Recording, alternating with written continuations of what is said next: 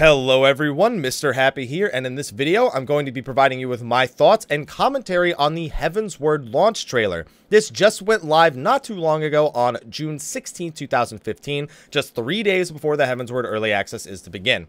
So, real quick, spoiler alert for this video, since there is quite a bit of lore that is going to be in this video, I can say safely that there will be spoilers here, so if you haven't finished the A Realm Reborn main story, or you simply don't want to be spoiled on the A Realm Reborn, or on the Heavensward story, my bad, I highly recommend that you click away from the video now.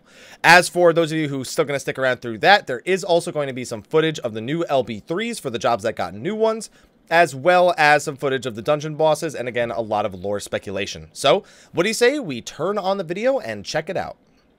Alright, so, teen, blood, language, sexual themes, use of alcohol and violence. Alright, so, alright, here we go. Now, you guys aren't hearing the Susan Calloway theme right now. It's the Dragon Song theme, which is also up on YouTube. But it sounds beautiful. I highly recommend just watching the Dragon Song music video, sort of, I guess we'll call it. But it is playing in the background of this for the first couple of minutes before we get into some of the more heated action. Right now, they're just explaining the kind of background story of Ishgard and the heroes of light, or the warrior of light. Thoradon and his knights that took on Nidhogg 1,000 years ago, right about when the war started.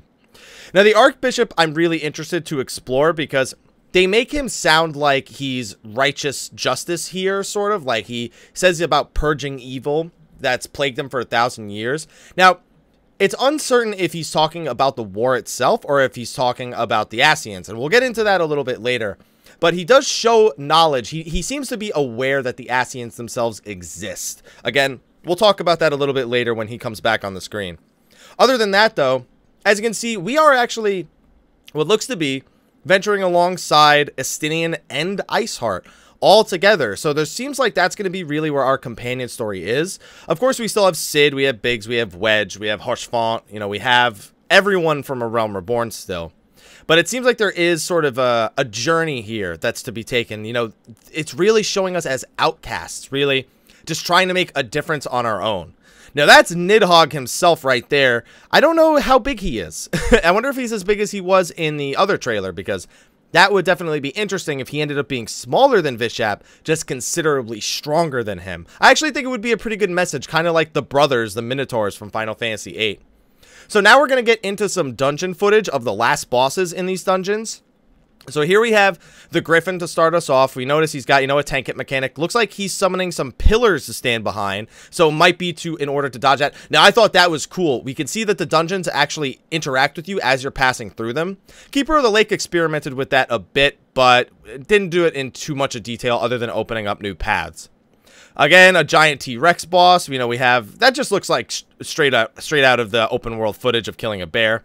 The Demon Book from the new library. Now, this was cool. They actually revealed the voice acting for Ravana here. And this is a crazy opener. Look, this is Ravana's opener.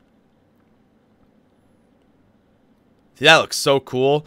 And he just himself looks really, really cool. He took his 4 swords and turned them into 2. Look at everybody in the air right now. And when he finishes the slash, it looks like he knocks them away, or at least does damage to them while they are in the air.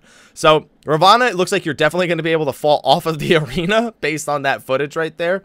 And it looks like you're completely helpless during his ultimate attack as well.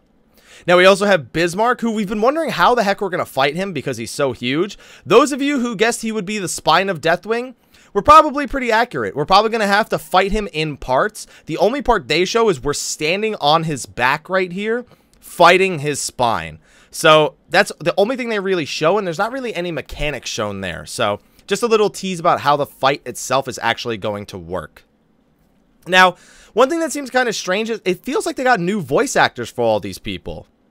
Like, I don't know why. They don't sound like the same voice actors at all. Every single character sounds like they have a different voice actor, which may be strange, unless it's supposed to signify, like, the age, the amount of time that's gone by.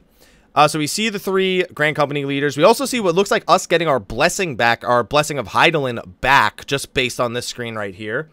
And then it kind of just leads into the limit break. So I'll let you guys enjoy this one. So first up, we have the Dragoon limit break right here. Then we have the Dark Knight limit break, the Scholar limit break, the Archer, the Bard limit break, sorry, the Warrior limit break, the Astrologian limit break, the Machinist limit break, the Ninja limit break, and the Summoner limit break. And holy moly, I can't believe the Summoners are literally... A lot of people have been guessing they would literally get Mega Flare.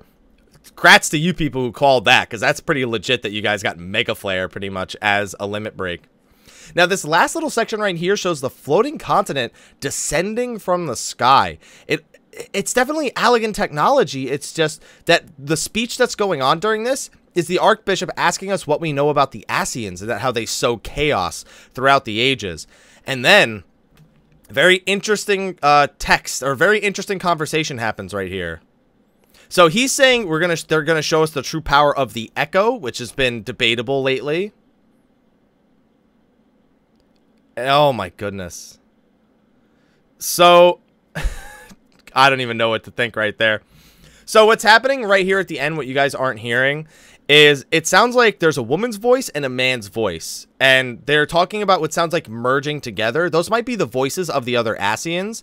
But what they end up calling upon is the Warrior of Darkness. They say that Heidelin's champion has become too powerful and that the Warrior of Darkness needs to bring things to equilibrium. So, holy moly, guys. Like, I've had to do a lot of talking in the past couple of days, but this was so exciting to watch live. There's so much more lore and story to this than I guess I initially thought there would be. Especially with the Ascians, I didn't know how quickly they were gonna... I almost feel like the Warrior of Darkness thing is going to be the last cutscene of 3.0's Heavensward, and then we'll explore it more in 3.1, 3.2, etc., etc. But holy moly, is this expansion getting me hype. I mean, I'm sure you guys aren't surprised about that at all, but just, wow. Go watch the trailer for yourself now, because I guarantee you're going to want to watch it over and over and over and over again, just to kill time before Friday. So anyway, guys, thank you for watching this video. Let me know what your thoughts are, whether they be lore speculations or your thoughts on the new limit breaks or on the dungeon bosses. Let me know what you think in the comment section of the video below. Remember that there is a Japanese-only patch note reading tonight, Tuesday, June 16th, 2015 at 10:30 p.m. Eastern Standard Time. Sorry, I lost track of what I was saying right there for a second.